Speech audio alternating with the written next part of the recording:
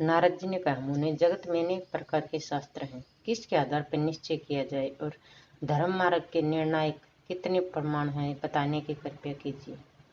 भगवान नारायण कहते हैं, नारद, श्रुति और स्मृति ये दो नेत्र हैं। पुराण को हृदय कहा गया है। इन तीनों की वाणी ही धर्म है, अन्य किसी की नहीं। यदि तीनों में से परस्पर भेद हो तो ऐसी स्थिति में श्रुति के वचनों को प्रमाण मानना चाहिए, और श्रुति समृति दोनों में विरोध होने पर समृति श्रेष्ठ मानी गई है। यदि श्रुति के दो बातों का समर्थन करते हैं तो वे दोनों धर्म माने जा सकते हैं। यदि समृति में दो प्रकार के वचन मिले तो वहां के विषय में पृथक पृथक कल्पना कर लेनी चाहिए। सभी पुराण वेद मूलक नहीं हैं, किंतु उनमें कहीं कहीं तंत्र भी देखे जाते हैं। ऋषिगण जिसे धर्म कहते हैं उसी को धर्म रूप से ग्रहण करना चाहिए। दूसरे को किसी प्रकार धर्म मानना समीचीन नहीं है। यदि तंत्र वेद में सहमत हो तो उसकी प्रामाणिकता में कोई संदेह नहीं है।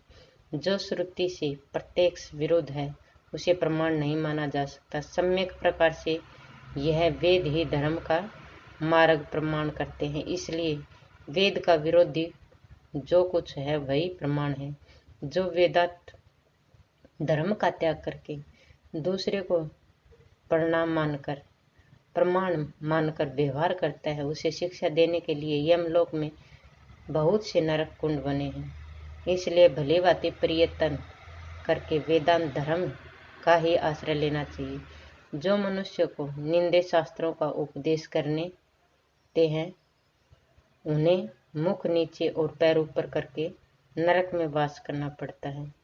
अतः मनुष्य को वेदांत धर्म सधर्म का सदाचार पालन करना चाहिए। बार बार सावधान होकर पुरुष समय विचार करे कि आज मेरे द्वारा कौन कौन सा कार्य हुआ, मैंने किसको क्या दिया और क्या दिलाया, अथवा वचन से ही भी किसी की क्या सहायता की। सभी पातक और उपपात अनंतर दारुण है, कहीं इनमें से तो मैं नहीं फंस गया। रात्रि को चौथे पैर में उठकर ब्रह्मा का ध्यान करें। वीरासन में बैठकर ध्यान करना चाहिए। सीधे से कुछ उत्तान होकर बैठें, मुख भी ऊपर रखें, आंखें मूंद लें, दांतों को दांतों से स्पर्श न करें, जीभ तालू के पास रहे और उनमें हिलने डुलने की क्रिया न हो, मुख बंद न करें, मन शांत रखें, सभी इंद्रिया वश में हो, आसन बहुत नीचा न हो, आसन बहुत नीचा न हो, 2 बार अथवा 3 बार के क्रम से प्राणायाम करना चाहिए। इसके बाद जो दीपक के समान हृदय में विराजमान है उस श्री भगवान का ध्यान करें। विवेकी पुरुष के मन में ये धारणा बनी रहनी चाहिए कि मेरे हृदय में परमात्मा अवश्य विराजमान है। सधूम विधूम सरगम अग्रम सलक्ष्य और अलक्ष्य के क्रम से प्राणायाम 6 प्रकार के होते हैं। इस प्राणायाम में रेचक, पूरक और कुंभक 3 प्रकार का भेद है। ये प्राणायाम वर्णत्रयात्मक और प्रण स्वरूप है। उस प्रणव को ही परमात्मा स्वरूप कहा गया है। वही तन्मय प्राणायाम है। ईड़ा नाड़ी से वायु को ऊपर खींचकर उदर में पूर्ण रूप से स्थित करें। फिर दूसरी पिंगला नाड़ी से धीरे धीरे 16 मात्रा में वायु का विरेचन अथवा त्याग करना चाहिए। मुने इस प्रकार प्राणों से आयाम और ही सुधुम प्राणायाम कहते हैं।